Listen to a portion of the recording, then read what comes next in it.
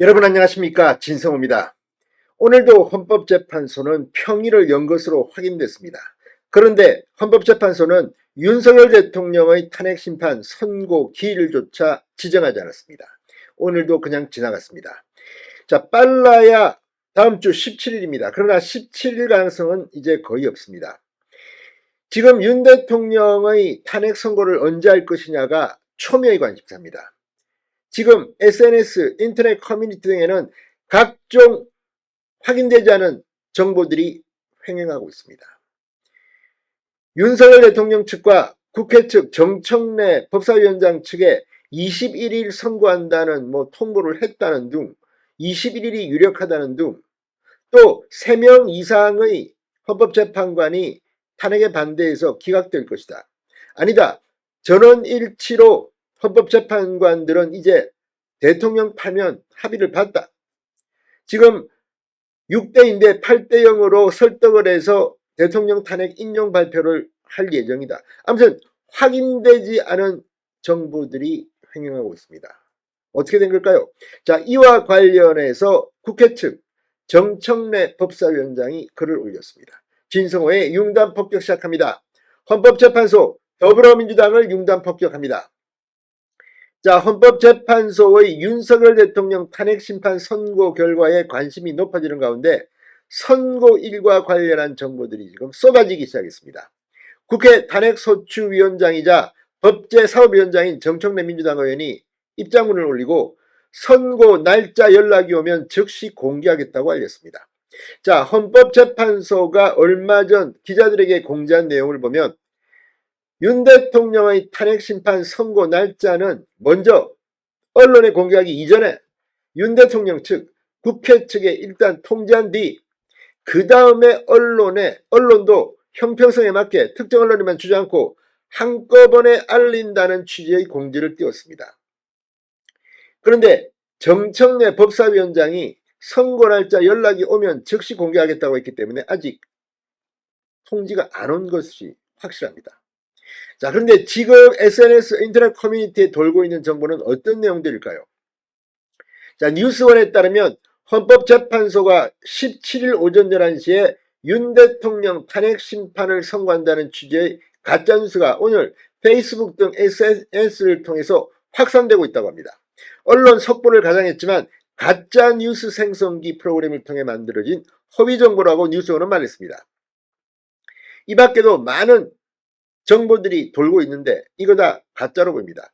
자, 헌법재판소가 이미 국회와 윤 대통령 측에 모두 21일로 선고기일을 통보했지만 윤 대통령 측이 수출을 거부하고 있어 선고기일 공지가 지연되고 있다는 출처불명의 소문도 SNS에 떠돌고 있다고 합니다. 자, 앞서 오늘 새벽 경찰이 헌법재판소 정문 앞에 바리케이트를 설치하고 통행을 제한하는 등 경비를 강화하자 헌법재판소가 오늘 기습 선고를 할 것이라는 주장까지 돌았습니다. 그런데 이제 시간이 밤이 됐습니다. 오늘 헌법재판소는 선고 기일을 발표하지 않을 것이 분명합니다. 자, 헌재 선고 결과를 예측하는 찌라시들도 쏟아지기 시작했습니다. 8명의 헌법재판관 표결 결과 4대4로 각하될 것이다. 3명 이상이 반대 기각될 것이다. 이런 내용이라고 합니다. 이와 관련해 지금 정청래 의원 측에는 사실 확인을 요청하는 문의가 빗발치고 있다고 합니다. 다만 아직까지 헌법재판소는 국회 측과 윤 대통령 측에 선고 기일을 통지하지 않았다는 입장입니다. 그런데 뉴스완이 소개하는 걸 보면 윤 대통령이 탄핵 각하 기각될 가능성이 높아 보인다 이런 생각이 들긴다만 예단할 수는 없습니다. 어떤 내용일지 지금 헌법재판소는 완전히 철통봉쇄, 그리고 이렇게 길어지는 이유는 내란죄를 뺀 데 대해서 지금 이 문제가 돌발 변수, 중대 변수로 등장했다는 그런 분석도 하고 있고, 또 정말 헌법재판관 8명 중 3명 이상이 탄핵에 반대하기 때문에 합의를 못 봐서 격론이 벌어지고 있다는 추측도 나오고 있습니다. 그러나 어느 것도 확실하지는 않습니다. 정청래 의원은 오늘 자신의 SNS에 이 헌재 선고일자와 관련해 가짜뉴스가 횡행하다. 저에게 문의도 많은데 아직 헌재로부터 아무런 연락이 없다. 선고 날짜 연락이 오면 즉시 공개하겠다고 적었습니다. 윤 대통령에 대한 선고가 다음 주로 넘어가게 되면 헌재가 탄핵소추안 접수 기준으로도 최장기간 수기를 한 사례로 남습니다. 자, 변론 종결 이후 18일째로 맞는 윤 대통령 탄핵심판 사건, 노 전 대통령은 14일, 박 전 대통령은 11일, 변론 종결 이후 선고 시점을 넘어섰습니다. 이제 기록은 세웠습니다. 앞으로 어떻게 될까요?